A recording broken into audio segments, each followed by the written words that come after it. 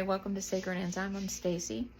So I'm sharing all of my positive experiences that I've had with beings and angels and God that have touched me throughout my life. And this next story I want to share is about my dog. I used to have this dog, and for some reason I just named him Solomon. That was the name I received that was to be given to this dog. And the way that I acquired him was very amazing to begin with. My husband and I had taken a trip with our kids when they were little. They were probably about 5, 6 maybe. We took a trip to St. Augustine.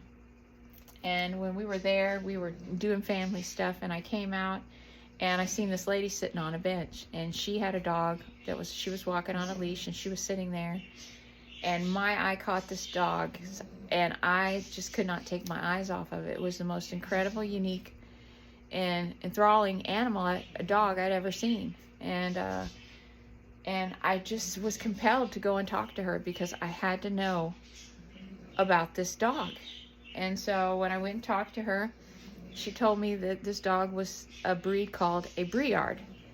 And I had never seen one ever.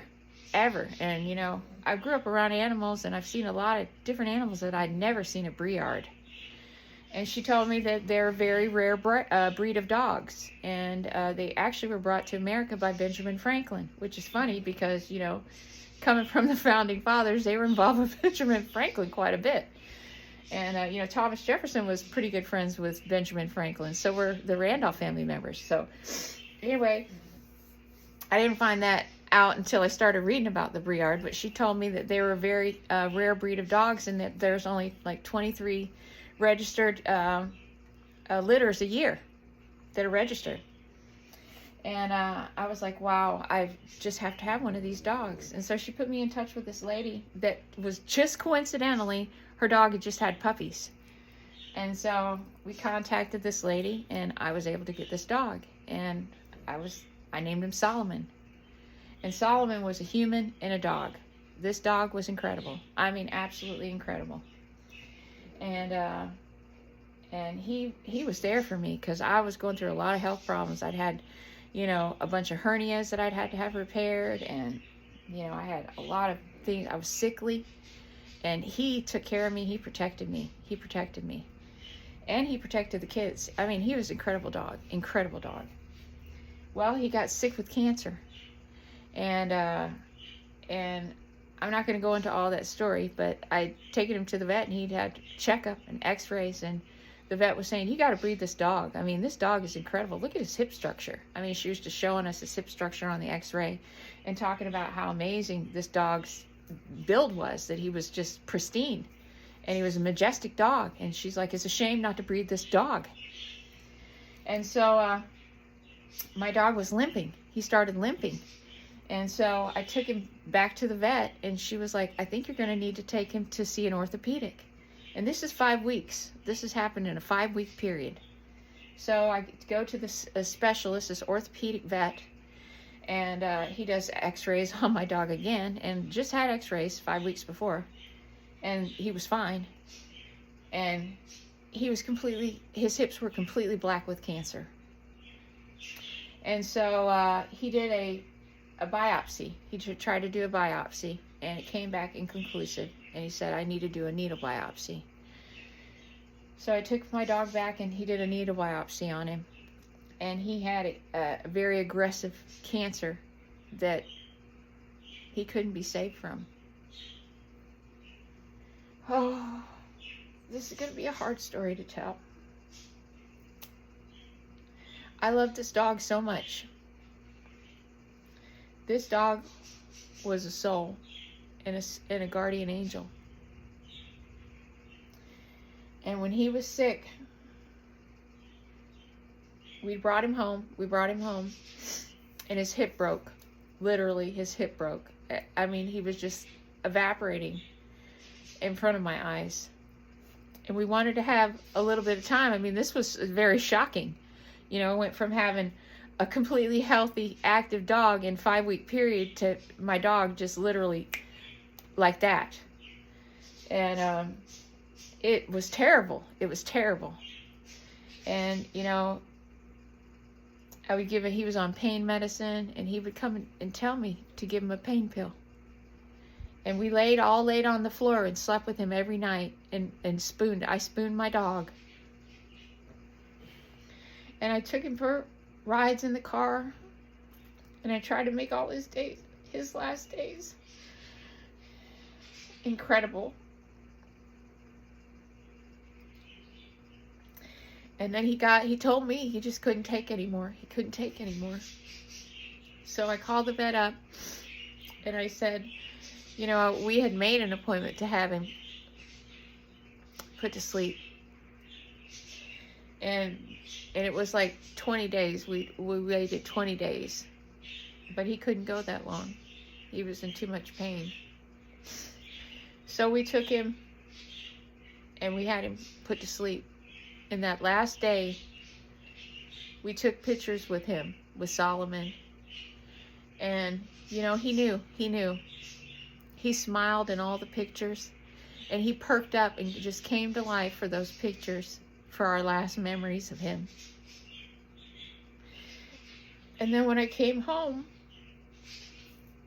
I was just destroyed. I was so destroyed from being separated from my dog. And I cried, and I cried, and I cried. I cried for months. I was literally inconsolable over this dog, over Solomon. He wasn't just a dog.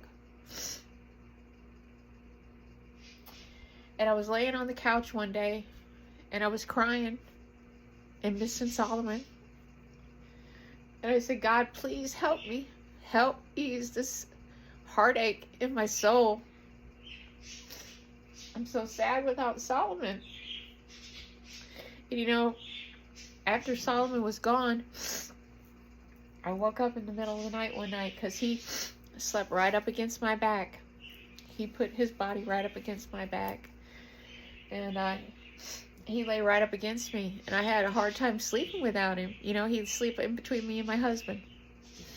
And I woke up in the middle of the night, and his face was right in my face. And there would be other times that I'd get up to use the bathroom, and he'd be sleeping in the spot right by my bathroom door.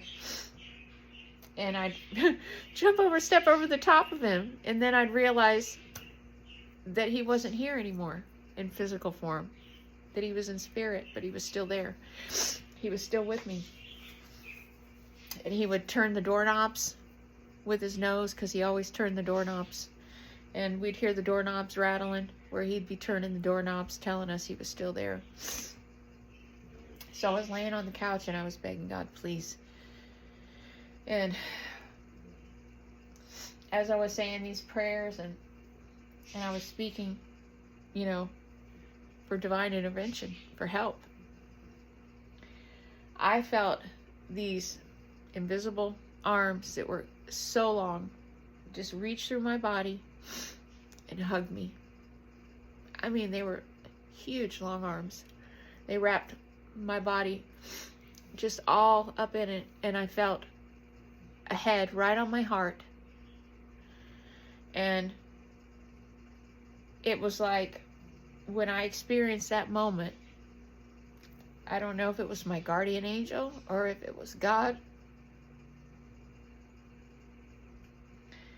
or if it was an archangel, or who it was. It was an angel of some kind.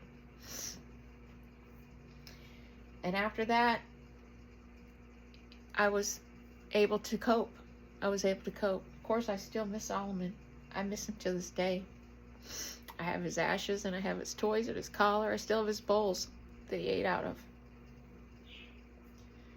And, you know, I think that our dogs are becoming more human as we go into these time cycles. Like all my dogs that I have now, I have 3 dogs now, and after I lost Solomon, I didn't want to have any more dogs, you know, because I felt like no one would ever measure up to Solomon. You know, he was one of a kind. He was absolutely one of a kind. And but these dogs that I have now, have, you know, they have a personality that's more human than animal. But Solomon was an amazing dog. And, you know, I believe that our animals sometimes are guardian angels coming into animal form to help us through some very troubling times and tough times, because we need it. We need the support. And, you know, it is hard that when you really bonded with a pet and to lose them. But I think that that happens because you're being told that you're okay now, and that it's time to step into another step on your journey. And I know that Solomon will be there when I cross over, waiting for me. And I'll be so excited to see him. I really will. But that's one time that I had a very profound experience. And, you know, it just goes to show you that when you talk to God and to your angels and to Mother, the Divine Mother, when you talk truly from your heart in a place of deep, deep connection and desperation and love, that you get answers and you get help. So that is one time that was very profound in my life. So with that, I'm going to end this video. And when you come and find me, I'll be here, because we're living in the past, present, and the future, all at the same time. So thank you for watching Sacred Enzyme, and I'll catch you on the next one.